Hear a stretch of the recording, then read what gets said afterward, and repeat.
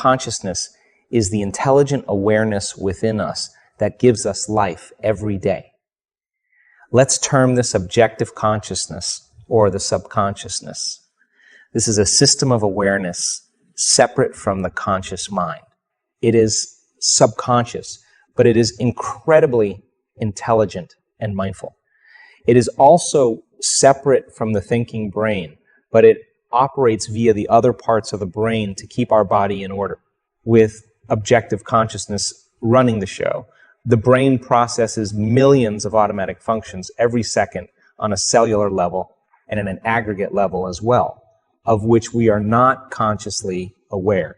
These are the aspects of our health and life that we take for granted every day, the systems that control our heart, digest our food, filter our blood, regenerate cells, and even organize our DNA.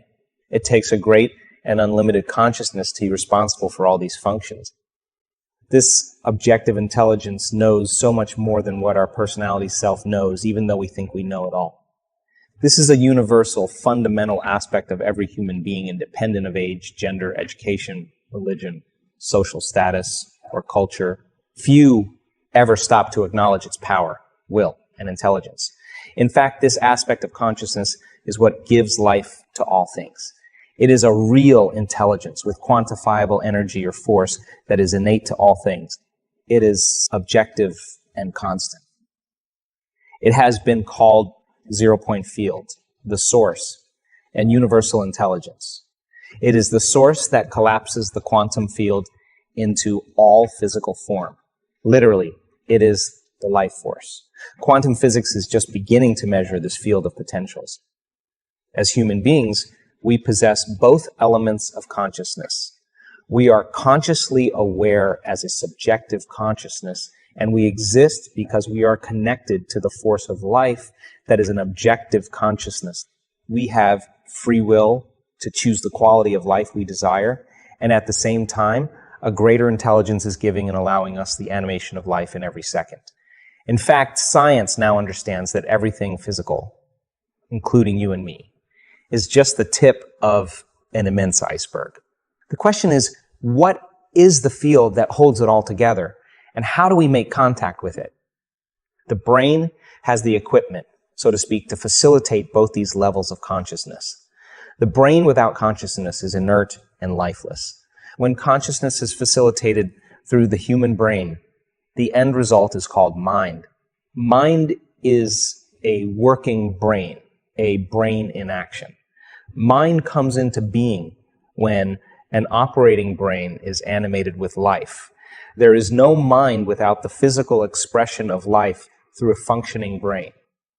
Mind, then, is the product of consciousness manipulating the subtle and diverse neural tissues of the brain. Since both of these specific levels of consciousness animate the brain to create mind, we must possess two different arrangements at work in the brain. We have conscious mind and subconscious mind embroidered in two diverse brain systems.